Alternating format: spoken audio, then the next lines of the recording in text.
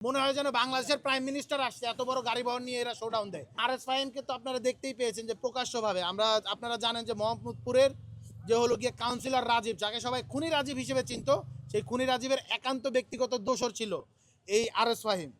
So এই RS ফাহিমকে বাংলাদেশে আনা হয় এবং আমরা অলরেডি খবর পেয়েছি, যেহেতু এখন পর্যন্ত আমরা নামটা প্রকাশ করছি না, আমরা অলরেডি আমাদের ছাত্রদের পক্ষ থেকে একটা গ্রুপ, বৈষম্যবিরোধী ছাত্রদের পক্ষ থেকে আমরা 3 জনের একটা গ্রুপকে, ইন্টারনাল একটা গ্রুপকে এটার জন্য করেছি। সরকার দলের পক্ষ থেকে সহ বিভিন্ন প্রভাবশালী মহলের পক্ষ থেকে আরএস ফাহিমকে যাতে মুক্তি দেওয়া হয়, তার বিরুদ্ধে যাতে মামলা না করা হয় এবং তার পরিবারের সাথে বসে যাতে সেটেলমেন্ট করা হয় টাকা পয়সার বিনিময়ে বা যে কোনো ধরনের লেনদেনের বিনিময়ে, এই ধরনের প্রলোভন, এই ধরনের প্রস্তাব কিন্তু অলরেডি এসেছে। আমরা এই জিনিসটা তো এই তদন্তপূর্বক আপনাদেরকে আবার আপডেট প্রদান করব, আমরা এটা নিয়ে কথা বলবো।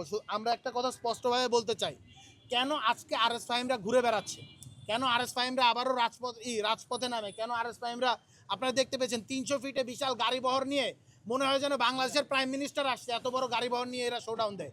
কার ক্ষমতা, কে পেছন থেকে তাদেরকে বলে যে শোডাউন দেওয়ার ক্ষমতা দিচ্ছি, আমি তোমাকে দিচ্ছি, তুমি এখানের ভিতরে শোডাউন দাও, কেউ তোমার কিছু করতে পারবে না। কেন মিরপুর চিড়িয়াখানার মতো একটা ক্রাউডেড প্লেসে এই খুনি স্বৈরাচারী শেখ হাসিনার দোসর এখন পর্যন্ত ঘুরে বেড়ানোর সাহস খুঁজে বেড়ায়? এই প্রশ্নের জবাবটা কিন্তু আমাদেরকে খুঁজতে হবে। সাকিব আল হাসানকে আপনারা দেখতে পাচ্ছেন যে সাকিব আল হাসানকে ফেরানোর জন্য বিসিবির যারা ডিরেক্টর, তারা তো দূর, মানে বাংলাদেশে সাকিব আল হাসান তো আসবে দূর, তারা লন্ডনে চলে যায়, লন্ডনে গিয়ে বার্থডে সেলিব্রেট করে, সেইখানের ভিতরে আবার দেখতে পাচ্ছি কি আসিফ আকবর সেটা নিয়ে হলো গিয়ে উইশ দেয়। সো আমরা দেখতে পাচ্ছি কি পুরো বাংলাদেশে নতুন করে আরেকবার ফ্যাসিবাদের যারা লেসপেন্সার ছিল, যারা জুলাই আগস্টের গণহত্যাকে বৈধতা দান করেছে, তাদেরকে পুনর্বাসনের একটা মাস্টার প্ল্যান হাতে নেওয়া হয়েছে।